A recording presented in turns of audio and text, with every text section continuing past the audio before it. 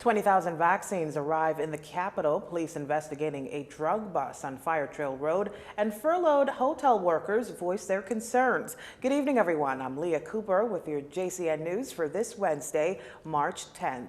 Just a few days shy of the one-year mark of the country's first recorded case of COVID-19, 20,000 doses of the COVID-19 vaccine landed in the country this morning. The AstraZeneca vaccine, a donation of the government of India, landed at approximately 11:30 this morning via United Airlines Flight 1456 from Newark, New Jersey. On Sunday, during his national address on the vaccines, Prime Minister Dr. Hubert Minnis said the rollout of the first batch of vaccines is expected to begin within days of arrival. That said, this morning, Dr. Minnis told reporters this.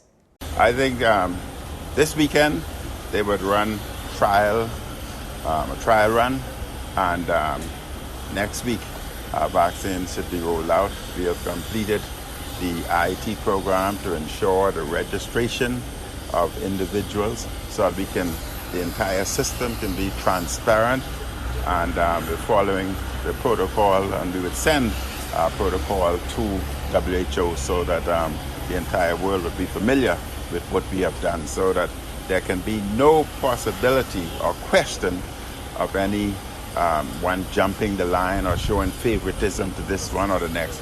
It would be totally transparent, and you would have that information available to you. As for the vaccine rollout in the Family Islands, the Prime Minister says this. I'm sure as the rollout commences, you would receive more detail from the committee.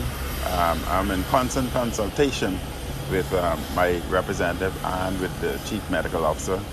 They are both a part of the committee, inclusive of the Minister of Health, and I'm certain as that they approach, they would keep you updated. Everything would be totally transparent. All information you want, you will receive. Now, the Center for Disease Control and Prevention recently said that people who have been fully vaccinated can begin to do some of the things they have been limited to or prevented from doing since the onset of the pandemic, including gathering with other vaccinated people without wearing a mask or social distancing. Dr. Minnis says the same can be expected here in the Bahamas. Yes, I am in consultation again with my advisor, Dal Regis, who's communicating with the entire committee. We have been following the science throughout this entire pandemic. We were advised, and we were guided by the science and the professionals, and we would again continue to follow that guideline. So they would put out the necessary guidelines, and we would follow them. This is the first step to restoring some semblance of normalcy, according to the Prime Minister this past Sunday. He says the more vaccines taken, the more the country's economy can reopen. Tourism Minister Dionisio de Aguilar urging all Bahamians to get vaccinated to help the tourism industry get back on its feet. He says as much during his contribution to the mid-year budget debate. Our economy will improve when tourism improves. And tourism will improve when persons feel safe to travel here. And tourism will improve when the current health situation improves in our core markets, such that they don't need to go through all of the current rigmarole of COVID testing and getting a health visa in order to travel to the Bahamas. So I encourage all Bahamians to get vaccinated as quickly as they can, especially those employed in the tourism sector. If our visitors are vaccinated, and we are vaccinated, then we will be in a good position to blow open the borders and let the good times roll again.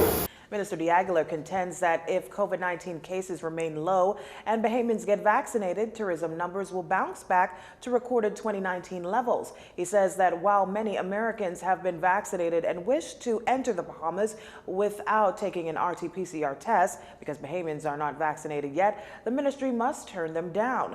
Minister de Aguilar says this much about getting himself vaccinated. I am ready to be vaccinated. I want to be vaccinated. I will get vaccinated when the chance is offered to me. Our country, the revival of our critical tourism industry, employment, incomes is dependent on tourism. And tourism, trust me, is dependent on people getting vaccinated. So please, My fellow Bahamians, get vaccinated. People in Freetown, help your country, help yourselves by getting vaccinated. Just this morning, the country's received its first 20,000 doses of the COVID-19 vaccine as a donation of the government of India. At least 7 adults between their late 20s and early 40s are in police custody after police allegedly found them in possession of a considerably large amount of suspected marijuana at a home on Fire Trail Road. Police press liaison officer, Assistant Superintendent Audley Peters, says the suspected drugs were found during the execution of a search warrant. This morning, sometime around 7 a.m., acting on intelligence, officers from the Drug Enforcement Unit along with the K9 unit descended upon this residence here and executed a search warrant.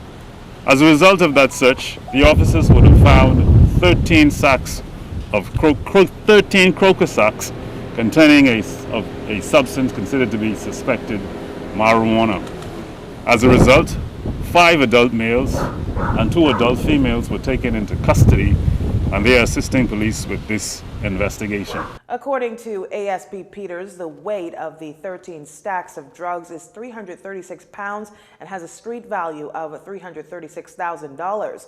ASP Peters was tight-lipped about how the police were informed about the suspected drugs in the home. However, he has this warning for those considering criminal activity. We want to say to members of the public who are hell-bent on criminality that our intelligence network is working, and we are going to continue to see results like these. So we are giving a forewarning to desist and discontinue your behavior of criminality. And we're well aware that there are residual effects of drugs peddling in our communities. As for the suspected marijuana found in the home, all persons residing have been arrested. ASP Peters says all persons are suspects, but he says through the investigation, there will be a process of elimination, and with a window of operations of 96 hours for investigations, those responsible for the infraction will be arraigned in a magistrate's court at that time. A shooting incident on Sugar Apple Street, Pinewood Gardens, sometime after 9 last night resulted in another homicide recorded here in the capital. The victim, according to police, in his early 20s, was shot to the torso while in a white Honda Accord. He died on the scene. Police responded, and on their arrival, they met a vehicle, which was a white Honda, parked in the middle of the street with extensive damages. An examination of the vehicle revealed a male in the driver's seat with what appeared to be gunshot wounds. Emergency medical services were summoned, and on their arrival,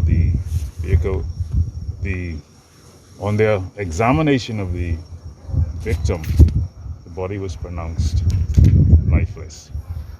Additional inquiries revealed that this vehicle was traveling east on Sugar Apple Street when a small Japanese vehicle crossed the vehicle, and then the vehicle stopped.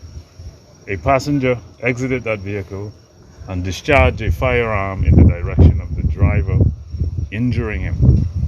That's Assistant Superintendent of Police Audley Peters, who says the driver then lost control of the vehicle and collided into a wall. Police didn't find anything of significance on the victim or in his car. However, officers did canvass the area, and officers have found some information that can help with their investigation.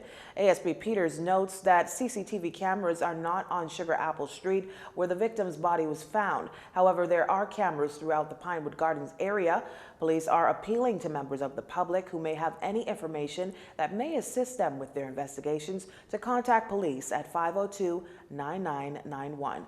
You're watching JCN News. Stay with us.